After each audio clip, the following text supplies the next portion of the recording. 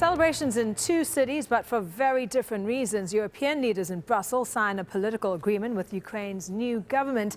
And in Russia, the president signed into law the annexation of Crimea. Fireworks lit up the skies over Moscow. Many people there say they're happy that Crimea is part of Russia again. Meanwhile, pro-Russian troops are still occupying military bases in Crimea. And Russia and the West have imposed sanctions on each other's officials. Laurence has more. For every action, there's a reaction. Every move made by Ukraine and its Western partners is now being matched in retaliation by Moscow.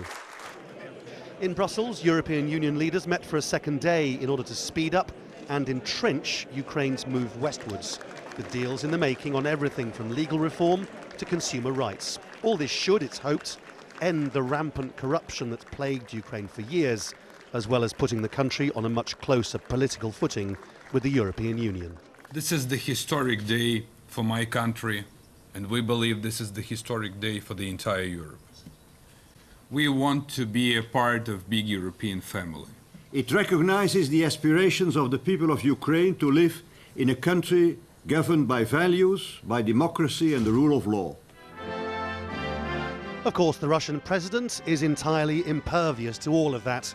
His country's annexation of Crimea has been achieved effortlessly in under a month. Even if the outside world doesn't recognize the new setup as legal, the upper house of the Russian parliament ratified it. So in Moscow it is. And as you'd expect, the vote was unanimous.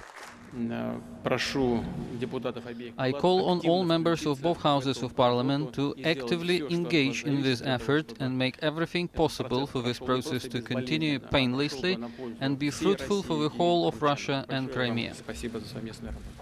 The head of the United Nations turned up in Kiev, once again pushing for negotiations. Given the sudden collapse in relations between the West and Moscow, that's much like trying to push water up the hill. This current crisis can only be resolved through peaceful diplomatic solutions based on the principle of United Nations Charter, including respect for the sovereignty, unity and territorial integrity of Ukraine. And meanwhile, in the new Russian Crimea, the standoffs continue at military bases. The Russian Prime Minister, Dmitry Medvedev, who, when President was Barack Obama's new best friend, posted on Facebook that Russia was going to try to get back $11 billion from Ukraine for renting the naval base at Sevastopol. He argued it's now Russian territory. No doubt Ukraine won't pay, but Kiev will see it as adding insult to injury. Laurence, Al Jazeera.